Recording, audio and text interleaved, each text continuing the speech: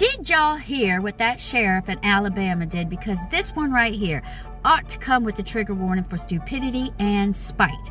Mobile County Sheriff Paul Burch, a man sworn to serve and protect, decided Halloween was the perfect time to mock immigrants. His front yard, skeletons in sombreros and ponchos being chased by skeletons and ice shirts. I wish I was joking, but I'm not. The only joke here is him. Now, Sheriff Burch says it was his wife's idea. Says she's Cuban, so it's satire, and bless her heart, racism with a Latin accent is still racism. Dressing it up in a backstory doesn't make it art, it just makes it audacious.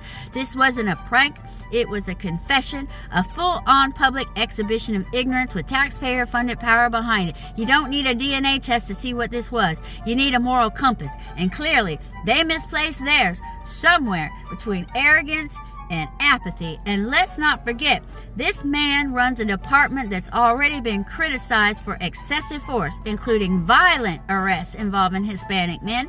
So when you see ice skeletons chasing brown skeletons across his lawn, understand this is not fiction. This is foreshadowing. You can tell a lot about a person by what they find funny.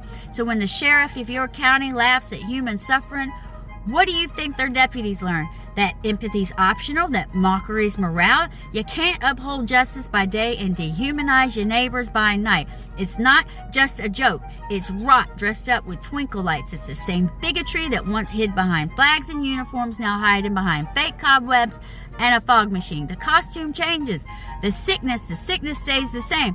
So here's the roast. Raw and unfiltered, Sheriff Burch, you couldn't organize a haunted house without haunting your own reputation, could you? You turned Halloween into a hate crime craft fair. You're a one-man PR disaster, the face of why folks don't trust a badge anymore. You didn't decorate your lawn, you defaced your oath. And every person still defending it, congratulations, you just told everyone, the whole world, what side of history you're on, and it isn't the one with integrity. Because this right here, this mess of mockery and moral decay is the perfect example of why I wrote yesterday was necessary. If you haven't read The Well is Contaminated, How Racism Leached from Southern Soil into the Nation's Water, go do it. You can find the link to my Substack in my bio.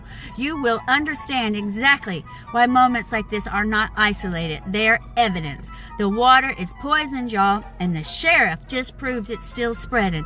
This is the Southern Punk Project, where we roast the powerful, drag the truth into the daylight, and remind America you can't call it justice if the well is still contaminated.